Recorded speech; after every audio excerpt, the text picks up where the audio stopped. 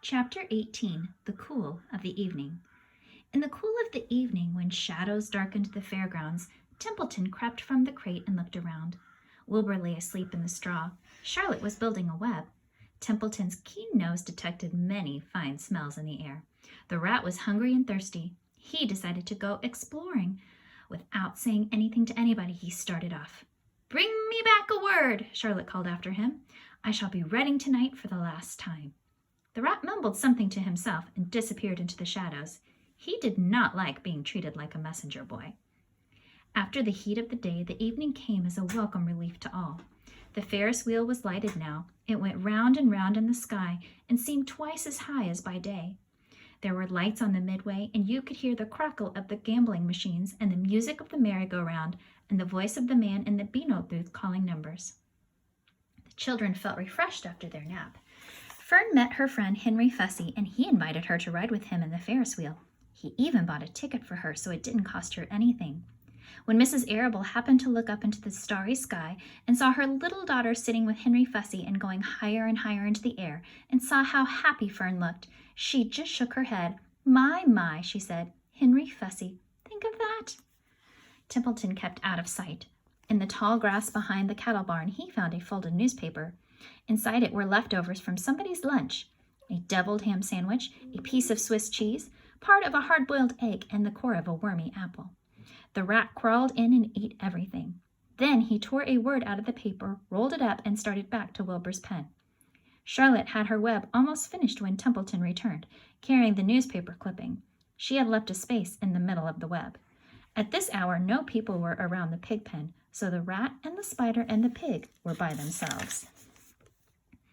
"I hope you brought a good one," Charlotte said. "It is the last word I shall ever write." "Here," said Templeton, unrolling the paper. "What does it say?" asked Charlotte. "You'll have to read it for me." "It says humble," replied the cat. "Humble?" said Charlotte. "Humble has two meanings. It means not proud, and it means near the ground." "That's Wilbur all over. He's not proud, and he's near the ground." "Well, I hope you're satisfied," sneered the rat. "I'm not going to spend all my time fetching and carrying. I came to this fair to enjoy myself, not to deliver papers." "You've been very helpful," Charlotte said. "Run along if you want to see more of the fair." The rat grinned. "I'm going to make a night of it," he said. "The old sheep was right. This fair is a rat's paradise. What eating and what drinking, and everywhere good hiding and good hunting. Bye, my humble Wilbur. Fare thee well, Charlotte, you old schemer. This will be a night to remember in a rat's life." He vanished into the shadows. Charlotte went back to her work. It was quite dark now.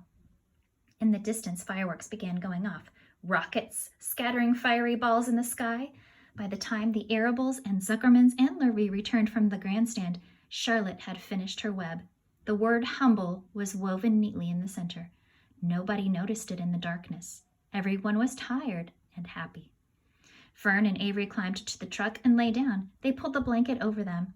Lurvy gave Wilbur a forkful of fresh straw. Mr. Arable patted him. "Time for us to go home," he said to the pig. "See you tomorrow." The grown-ups climbed slowly into the truck, and Wilbur heard the engine start and then heard the truck moving away in low speed. He would have felt lonely and homesick had Charlotte not been with him. He never felt lonely when she was near. In the distance, he could still hear the music of the merry-go-round. As he was dropping off to sleep, he spoke to Charlotte. "Sing me that song again about the dung in the dark," he begged. "Not tonight," she said in a low voice. "I'm too tired." Her voice didn't seem to come from her web. "Where are you?" asked Wilbur. "I can't see you.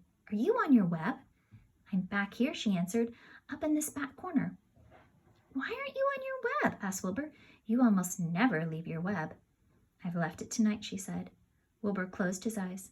"Charlotte," he said, after a while, "do you really think Zuckerman will let me live and not kill me when the cold weather comes? Do you really think so?" "Of course," said Charlotte. "You are a famous pig, and you are a good pig. Tomorrow you will probably win a prize. The whole world will hear about you. Zuckerman will be proud and happy to own such a pig. You have nothing to fear, Wilbur, nothing to worry about. Maybe you'll live forever. Who knows? And now go to sleep." For a while there was no sound. Then Wilbur's voice. "What are you doing up there, Charlotte?"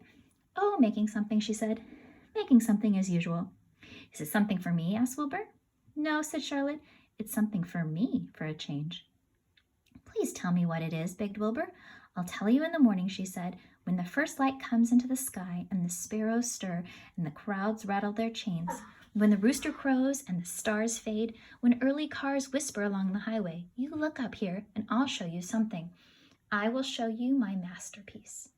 Before she finished the sentence, Wilbur was asleep. She could tell by the sound of his breathing that he was sleeping peacefully, deep in the straw. Miles away at the Arables' house, the men sat around the kitchen table eating a dish of canned peaches and talking over the events of the day. Upstairs, Avery was already in bed and asleep. Mrs. Arable was tucking Fern into bed. Did you have a good time at the fair? She asked as she kissed her daughter. Fern nodded. I had the best time I have ever had anywhere or any time in all of my whole life. Well, said Mrs. Arable, isn't that nice?